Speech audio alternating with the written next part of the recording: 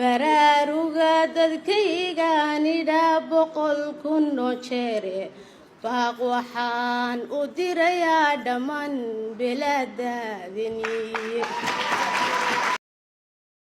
soo dhawaada saaxiibayaal muuqaalkan waxaynu kaga hadli doonaa mowduuc muhiim ah oo ku saabsan hilaasaha ama maseerka iyo su'aal la yaab leh oo la weydiiyey qaar ka mid ah bulshadeena maanta maseerka dareentay caaw galarkaaga qabatay ka imaad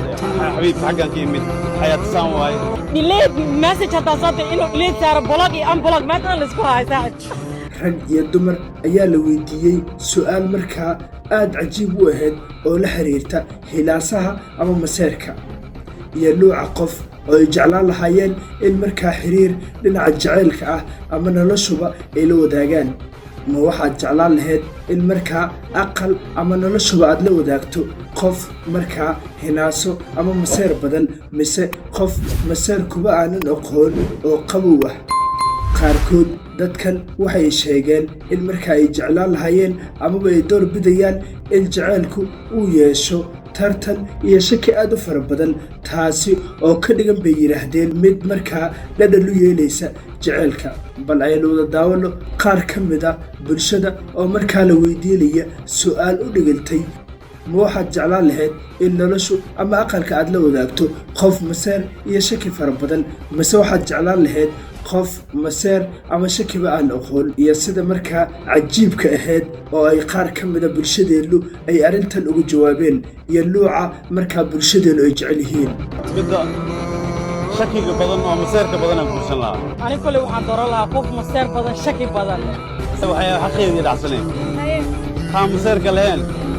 macnaha haddii si loo fiiriyo xasaas male sababta haween haddaan nahay waxaan jecelnahay ninka inuu noo maseero maanta dhan iska dabajiid kan maseerka badan laakiin waqti walba waxay ku soo xasuusinayeen nolosha waxay tahay